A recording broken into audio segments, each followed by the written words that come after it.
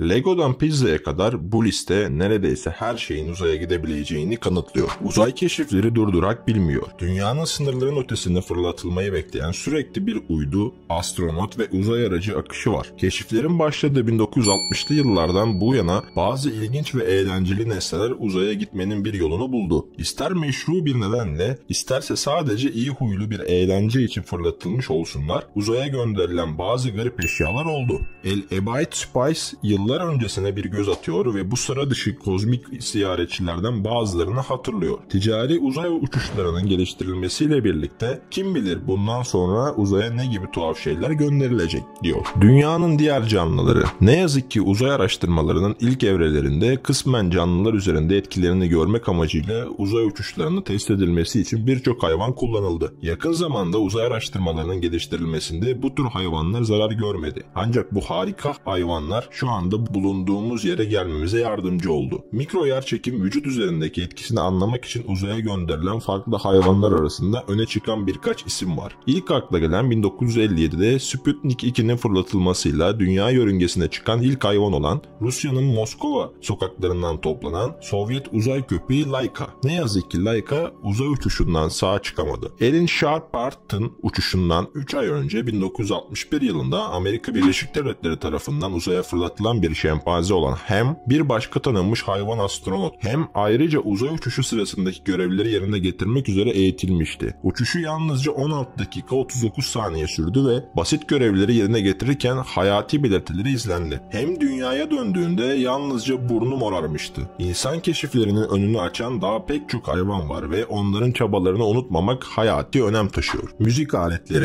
İnsanlar uzaya yolculuk yapmaya başladığında müziğin de bunu takip etmesi uzun sürmedi. Bunun ilk örneği NASA'nın gemisi 6 uçağındaki Noel temalı bir şakaydı. Komuta pilotu Will Schara ve pilot Thompson Stanford geminin 7 ile ilk insanla buluşmayı gerçekleştirdiler. 16 Aralık 1965'te Schara telsizde rapor verdi. Kuzeyden güneye giden ve muhtemelen kutup yörüngesinde olan uyduya benzeyen bir cisim var. Kısa süre sonra atmosfere giriş yapacak gibi görünüyor. O şeyi almama izin verin. Bir komuta modülü ve onun önünde 8 küçük modül görüyorum. Komuta modülünün pilotu kırmızı bir elbise giyiyor. Hemen ardından 4 delikli 8 notalı Little Late modeli küçük mızıkasını kullanarak Shingle Banks çalmaya başladı. Ve Stanford'da 5 küçük zil çaldı. Bu Schara ve Stanford arasında önceden planlanmış bir şakaydı ve aynı zamanda uzayda çalınan müzik aletlerinin ilk kaydıydı. Enstrümanlar şu anda Washington DC'deki Smithsonian Ulusal Havacılık ve Uzay Müzesi'nde sergileniyor. Voyager'in altın plakları. 1970'lerde ünlü Amerikalı astronom ve bilim iletişimcisi Carl Sagan, derin uzay keşif görevlerini inşası ve uygulaması konusunda büyük bir güce sahipti. Sagan, uzay araçlarının yol boyunca dünya dışı zeki bir yaşam formu tarafından algılanması halinde bunun dünyadan olduğuna nasıl bilecekleri görüşünün savunucusuydu. Bu sorgulama ünlü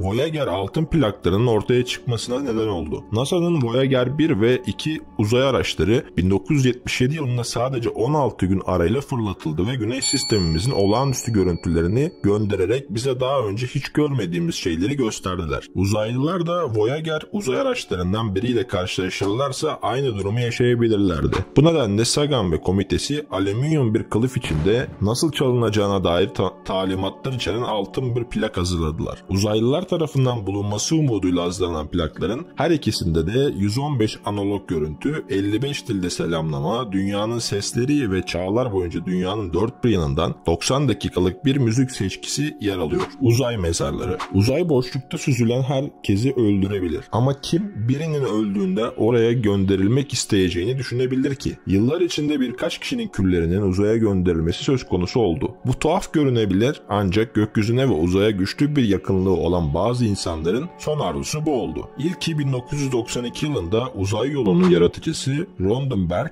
ile gerçekleşti. Vasiyetinde kalıntılarının daha önce kimsenin gitmediği yerlere cesurca gitmesini istenmiş ve küllerinin bir kısmı STS-52 görevi için Columbia uzay mekiği ile birlikte fırlatılmıştır. Bir başka ünlü örnekte 1930 yılında Plüton'u keşfeden Amerikalı astronom Seidel Tombaughn'dur. NASA'nın yeni ufuklar görevi Güneş sisteminin eski 9. gezegenine doğru çılgınca yüksek hızla ateşlendi ve araç beraberinde Tombaugh'un küllerini taşıdı. Tombaugh 2006 yılında yeni ufuklara pizzaların fırlatılmasından 9 yıl önce vefat etmiş olsa da vasiyetinde yer alan istek doğrultusunda küllerinin bir kısmı uzay aracına yerleştirildi. Pizza teslimatı. Evde yemek pişirmek en cazip seçenek olmadığından pizza siparişi vermek çok mantıklı olabilir. Sonuç olarak bir pizzacıdan en sevdiğiniz pizzayı sipariş edebilirsiniz ve bir süre sonra kapının heyecanla çalmasını beklersiniz. 2001 yılında benzer bir rutin uzayda da gerçekleştirildi. Pizza Hut dünya sınırlarının ötesine teslimat yapan ilk şirket oldu. Pizza Hut garip bir şekilde Rus uzay ajansı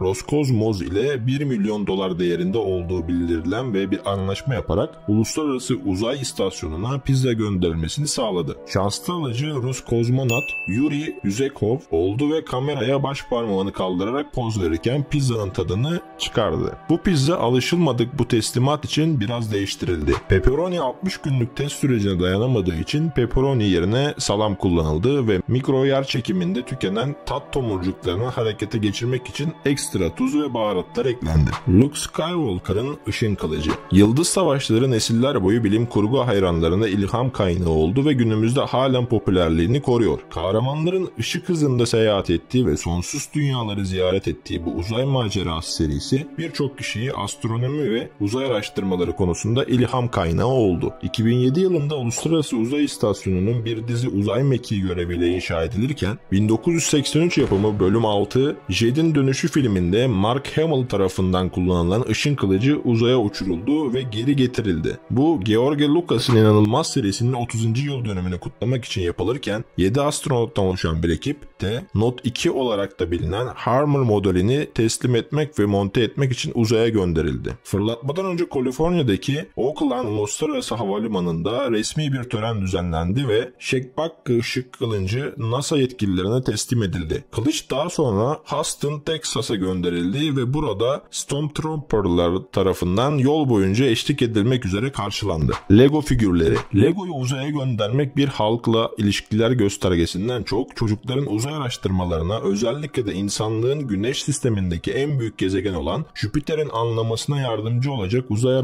aracına ilgi duymalarını sağlamak için bir çabaydı. NASA'nın Juno uzay aracı 5 Ağustos 2011'de fırlatıldı ve araçta devasa gaz devini inceleyebilecek kapasitedeki ayarlanmış bir dizi cihazın yanı sıra araçta 3 Lego minifigürü de vardı. Bunlar Roma tanrısı Jüpiter, uzay aracının adını veren Jüpiter'in eşi Juno ve Jüpiter hakkında birçok önemli keşif yapan Galileo'nun STEAM ile ilgili konularda ilham vermek amacıyla yürütülen bir sosyal yardım programı olan uzaydaki tuğlalar projesinin parçası olarak da yerleştirildi. Juno görevinin baş araştırmacısı ve San Antonio, Texas'taki Güneybatı Araştırma Enstitüsü'nde uzay bilimi ve mühendisliği diktatörü olan Scott Bolton, NASA'nın Lego şirketiyle uzun süredir devam eden bir ortaklığı var dedi. Çocuğu olan herkes Lego'nun çocuklar arasında çok popüler olduğunu ve onlara inşa etmeyi ve mühendisliği öğretmeye gerçekten yardımcı olduğunu da bilir. Starman yıldızlara gidiyor. Yakın zamanda SpaceX, Tesla Rooster ve SpaceX'in uzay elbisesini giymiş manken sürücüsü Starman abartılı bir lansmanı gerçekleşti. Hem Tesla hem de SpaceX'in sahibi Elon Musk ekibi ise birlikte bu araba teslimatının Falcon Heavy roketinin Şubat 2018'deki ilk fırlatışını anmak için uygun bir yol olacağını düşündüler. Test uçuşu sırasında dış roketler başarılı bir iniş gerçekleştirmiş olsa da ana roket hedefini ıskalamıştı. Ancak kamuoyunun dikkatini çeken Starman ve kiraz kırmızısı Tesla'nın fırlatılması olmuştu.